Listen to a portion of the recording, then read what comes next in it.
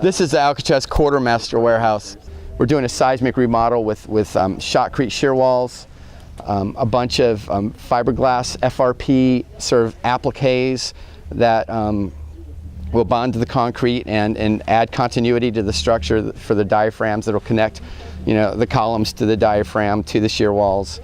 And then we've got a new roof and a new roof diaphragm going in.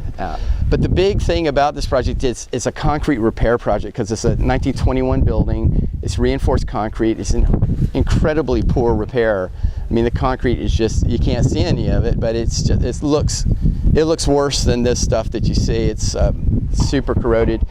And the problem that Jeff has had all these years is that he's got, his guys are in one little place over there, they're down there. They've got stuff tucked away in lots of different places. Now he'll be consolidated up here. But one of the places he's got guys where they're working is inside this powerhouse, and you can see in there their wood shop. So the two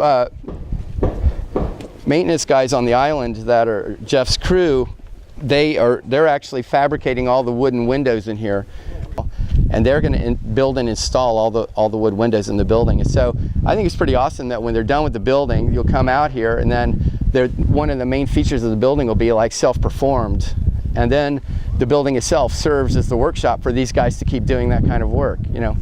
Probably not to this scale, but anyway. So I think that's pretty cool.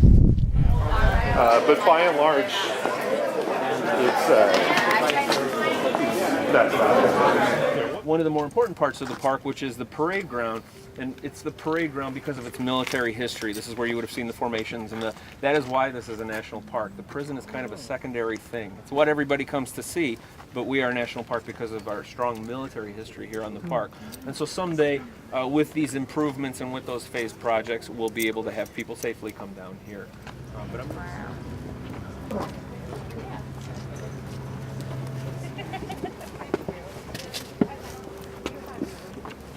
Okay, so we'll take a special tour to the thing on the island that keeps me up at night, which is keeping the power on. Everything, and it keeps the power on for everything from the lighthouse to all the computers, to all the gift shops, to the cash registers, all those things that, to the bathrooms, because we do have automatic flush. I mean, there are things that go down when the power goes down, and we're off the grid.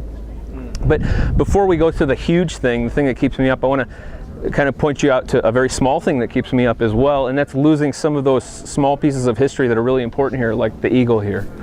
And you can see it's multiple years of history in there, so it's prison era, but you've also got some of the Indian graffiti work where it says free, where the red flag would be. And so there's multiple stories that are encased in these tiny things on the island, and you can see the condition of it between the sun and the rain, and just finding the money to get a conservator to come out and come up with a plan for how we would best restore it, both with concrete, patchwork, and with paint. What are those right colors and all that? So we involve a lot of different agencies, our divisions in the park, cultural resources, and outside conservators. But I just wanted to point those little things out to you that most people walk by. But if we lose that, we lose a lot of the history of the island, and it's just not something my employees or a quick contract can fix. You've really got to get a 3D scan of it, make sure you got the right paint colors, look at historic photos, and then have the right professionals help us with that. Well, why don't we head up? Yeah, we'll head up. Yeah. I'll wait at the door and keep them in the chapel. Yeah.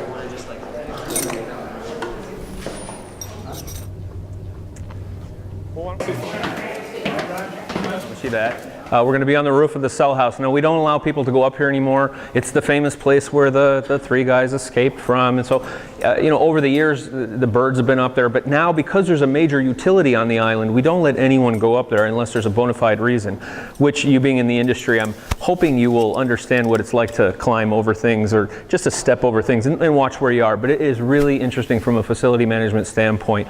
This solar project, we've got 958 solar panels on top of the roof, and you can't tell that we have any of them, right? So it's all been through compliance that you cannot see anything. We had to use existing holes in the wall. We had to use existing chases and put pipes in places, and everything had to be organized through a cultural lens. Cultural.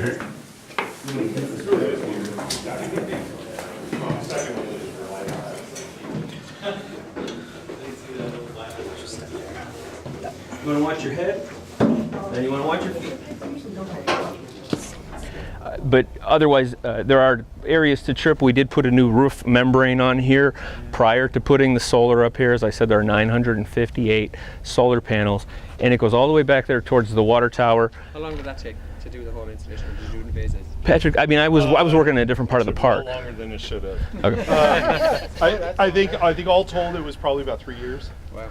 The project. I mean, it was slated to be done in I think 18 months, but for various reasons, it took a lot longer than it was supposed to. A little bit of interesting history as far as when you're up here. One of the reasons people like to come up here was you notice these fans here.